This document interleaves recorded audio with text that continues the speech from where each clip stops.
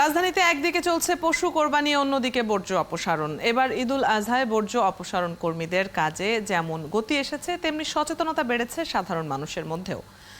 রাজধানীর বিভিন্ন এলাকা ঘুরে দেখা যায় ঈদের নামাজ শেষ করেই পশু কোরবানি দিতে ব্যস্ত সময় পার করছেন নগরবাসী। কোরবানি হওয়ার সাথে সাথে বাসাবাড়ি থেকে পানির পাইপ দিয়ে ধুয়ে ফেলা হচ্ছে আবর্জনা। বাড়ি বাড়ি ঘুরে সিটি কর্পোরেশনের কর্মীরা বর্জ্য অপসারণ করছেন। তৎপরতার সাথেই কোরবানির বর্জ্য সরানোর কাজ করছেন তারা। এভাবে কাজ চলতে থাকলে নির্ধারিত সময়েই বর্জ্য সরিয়ে ফেলার কাজ শেষ হবে বলে মনে করছেন সাধারণ মানুষ।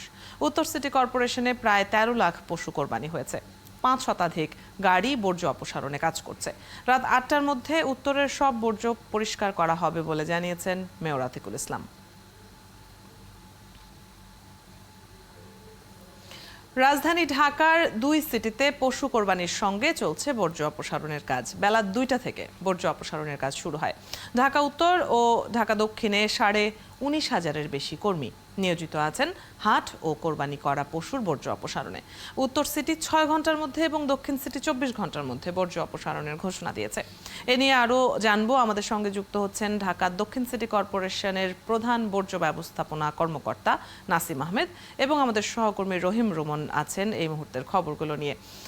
ঈদের শুভেচ্ছা জানাচ্ছি দুজনকেই। রুমন, আপনার কাছে শুরুতে একটু জেনে নিতে চাই যে বর্জ্য অপসারণ কর্মীদের কাজের অগ্রগতি কেমন দেখছেন?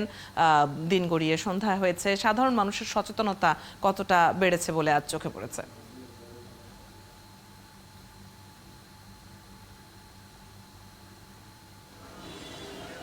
অদিতি, আপনাকে ঈদের শুভেচ্ছা জানাচ্ছি এবং আপনার মাধ্যমে আমাদের দর্শকদেরকেও ঈদের শুভেচ্ছা জানাচ্ছি। অদিতি, আপনি যেটি জানেন যে আসলে প্রত্যেক বছরই কিন্তু আমরা দেখি যে কোরবানির বর্জ্য নিয়ে এক ধরনের বড় ধরনের সংকট হয়, প্রচণ্ড দুর্গন্ধ এবং এছাড়া আরও কিন্তু যে ডেঙ্গুর যে একটা ভয়াবহ আকারের যে পরিস্থিতি তৈরি হয় সেটি কিন্তু কোরবানির পরে কিন্তু আমরা বিশেষভাবে লক্ষ্য করি। তবে এই বছরের চিত্রটা একেবারেই একটু ভিন্ন দেখছি আমরা, কারণ আপনি যেমনটি বলছিলেন যে সকাল থেকেই কিন্তু 2 সিটিতে সিটি কর্পোরেশনের যেই পরিচ্ছন্নতা কর্মীরা আছেন তারা কিন্তু প্রাণান্তর চেষ্টা করছেন। আমরা দেখছি এখন পর্যন্ত একেবারেই সকালের যেই স্পিড নিয়ে তারা সেই কাজ শুরু করেছিলেন সেই স্পিড নিয়ে কিন্তু আমরা এখন পর্যন্ত কাজ দেখছি। তবে একেবারেই যে এখন পরিপূর্ণ পরিষ্কার হয়ে গেছে সেটি বলা যাচ্ছে না। তবে আপনি জানেন যে 2 সিটি কর্পোরেশনের মেয়র কিন্তু একটি বিশেষ ঘোষণা দিয়েছিলেন যে এবারের ঈদ হবে পরিচ্ছন্ন ঈদ। এবারের ঈদের 24 ঘন্টার মধ্যেই কিন্তু তারা বর্জ্য অপসারণের যে ঘোষণা দিয়েছেন সেইভাবেই মোটামুটি এখন পর্যন্ত আমরা দেখছি কাজ এগোচ্ছে। আমরা যদি সুযোগ থাকে, আমরা একজন সিটি কর্পোরেশনের একজন কর্মকর্তা এখানে উপস্থিত আছেন, তিনি তদারকি করছেন এখানকার বর্জ্য অপসারণের কাজ। আমরা যদি তার সাথে একটু কথা বলে জানবার চেষ্টা করি। আমরা একটু আপনার কাছে শুনতে চাই যে কি পরিমাণ বর্জ্য আজকে সারাদিনে আপনারা পরিষ্কার করতে পেরেছেন, যেই পরিমাণ বর্জ্য এখনও বাকি আছে, যে সময়সীমা আপনারা বেঁধে দিয়েছিলেন সেই সময়ের ভিতরে আপনারা পরিষ্কার করতে পারবেন কিনা? কারেক্ট, আপনাকে থ্যাংক ইউ যে আমাদের যে সময়সীমা দেওয়া মাননীয় মেয়র মহোদয়ের নির্দেশক্রমে, তো আমাদের কার্যক্রম চলমান। এখন আমাদের ওয়ার্ডের অলিগলি যে সমস্ত বজ্র আছে এগুলো আমরা নির্দিষ্ট জায়গা, যেমন আমার ওয়ান্ডারসন একটা আছে আর সামনে আমার একটা হসপিটাল আছে, ওই 2 জায়গায় আমরা ময়লা রাখছি। এগুলো আমরা এই যে স্কিপ টুডারের মাধ্যমে এবং আমাদের ট্রাকের মাধ্যমে আমরা অপসারণ করতেছি। তো এখন এই জায়গায় আমাদের 1 টাকার মতো আছে ওই জায়গায়, আর আমাদের ওই হসপিটালের সামনে 10 টাকা আছে। এটা গেলে আমাদের ওয়ার্ড সম্পূর্ণ ক্লিয়ার হবে। এটাকে আপনারা কি আগে কোনো জরিপ করে নেন কিনা? জরিপ করে নেন নাকি যে আপনারা আসলে আপনাদের এই 41 নম্বর ওয়ার্ডের ভিতরে কি পরিমাণ বর্জ্য হয়, এরকম কোনো জরিপ থাকে আপনাদের? 41 নম্বর ওয়ার্ড আপনার ওল্ড টাউনের মধ্যে একটা বিশাল বড় এই জায়গায় কুরবানি হয়, 3 দিন যাবৎ কুরবানি হয়। তো ওয়ারি এলাকা এটা একটা আমাদের খুব আপনার ওল্ড টাউনের একটা ঝুঁকিপূর্ণ এলাকা বলা যায়। এই জায়গায় প্রচুর পরিমাণ গরু কুরবানি হয়। আমি 10 মিনিট আগে ওয়ারি র্যাঙ্কে ঢুকছি, ওই জায়গায় দেখছি নতুন করে আবার গরু জবাই করে দিছে। তো অদিতি শুনছিলেন যে রুমন, যেমনটি বলছিলাম যে বেলা গড়িয়েছে, তবে এখনো কোরবানিও হচ্ছে এমনটি জানছিলাম। 15 মিনিট আগেও কোরবানির কথা যেহেতু তিনি বলছিলেন। অনেক ধন্যবাদ। সবশেষ পরিস্থিতি তো আপনার কাছ থেকে জানলাম। নাসিম আহমেদের কাছে চলে যাচ্ছে এবারে। বর্জ্য রক্ত কতটা অপসারণ করা গেছে বলে আপনার কাছে খবর আছে? কন্ট্রোল রুমে মানুষ কতটা তথ্য দিচ্ছে? আপনাকে ধন্যবাদ। পাশাপাশি ঢাকা দক্ষিণবাসী, উত্তরবাসী সকলকে পবিত্র ঈদ মোবারক। আমাদের এই পর্যন্ত আমাদের থেকে যে সকল তথ্যগুলি আমরা পেয়েছি, 75টি ওয়ার্ড থেকে আমাদের তথ্য আসতেছে আমরা অনেকগুলি ওয়ার্ডকে আমরা বর্জ্য মুক্ত ঘোষণা করতে পেরেছি। পাশাপাশি আপনি কিছুক্ষণ আগে আমাদের একজন কর্মীর কথা শুনেছেন, যেটা হচ্ছে এখন প্রথম আমি যদি বলি যে ঈদুল আজহার দিনে, কোরবানির দিনে, ঈদের দিনেও দুইটি বা তিনটি পর্যায়ে কোরবানি হয়ে থাকে। সকাল 8টা থেকে 12টা, 12টা থেকে 4টা, 4টার পরও অনেকে কোরবানি হবে।